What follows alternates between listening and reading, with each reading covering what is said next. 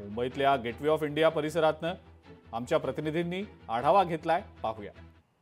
दिल्लीतील लाल किल्ल्याजवळ मेट्रो स्टेशनच्या आसपास झालेल्या ब्लास्ट नंतर मुंबई देखील आता हाय अलर्टवर आहे। मुंबईतील छत्रपती शिवाजी महाराज टर्मिनस असेल, चर्चगेट स्टेशन असेल आणि यासोबतच जी मुंबईतील महत्त्वाची स्टेशन आहेत आणि यासोबतच जी महत्त्वाची ठिकाणे आहेत तिथे सुरक्षा व्यवस्था जी आहे ती चोख करण्यात आलेली आहे। मी आता गेटवे ऑफ इंडिया या सगळ्या परिसरात आहे। बघू शकता हा माझ्या मागच्या सगळ्या परिसरामध्ये हा गेटवे ऑफ इंडिया हा सगळा परिसर आहे। मुंबईतील सगळ्यात अलर्ट असा हा परिसर असतो, गजबजलेला परिसर असतो आणि याच गेटवे ऑफ इंडियाच्या आधी रस्त्याच्या बाजूला जर आपण पाहिलं तर ताज हॉटेल आहे।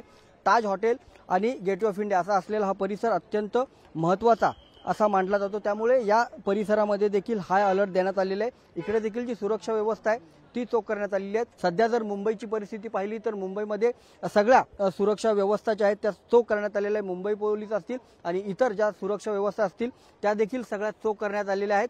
एकूणच काय तर दिल्लीच्या या बॉम्ब ब्लास्टच्या घटनेनंतर मुंबईमध्ये अशी कुठलीही अनुचित प्रकार घडू नये यासाठी सुरक्षा यंत्रणा सज्ज आहेत। दिल्लीतला जो ब्लास्ट झालेला आहे तो अत्यंत भयानक असा होता। यामध्ये जवळपास आता 8 जण मेल्याची माहिती जी आहे ती मिळते। अशा भयानक स्फोट जो आहे त्याचे पडसाद आता मुंबईत उमटताना आपल्याला पाहायला मिळत आहेत।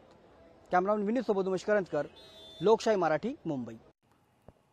तर गेटवे ऑफ इंडिया परिसरामध्ये सुद्धा सध्या पोलीस बंदोबस्त वाढवला गेलेला आहे। जी महत्त्वाची ठिकाणं आहेत मुंबईतली, पुण्यातली आणि देशातल्या इतर महत्त्वाच्या शहरांमधली, त्या सगळ्या महत्त्वाच्या सार्वजनिक ठिकाणांच्या इथे पोलीस व्यवस्था, पोलीस बंदोबस्त तैनात करण्यात आलेला आहे।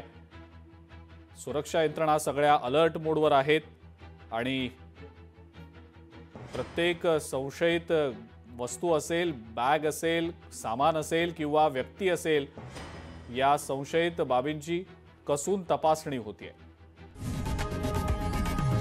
लोकशाही मराठी, ऐका, पहा, जागरूक रहा।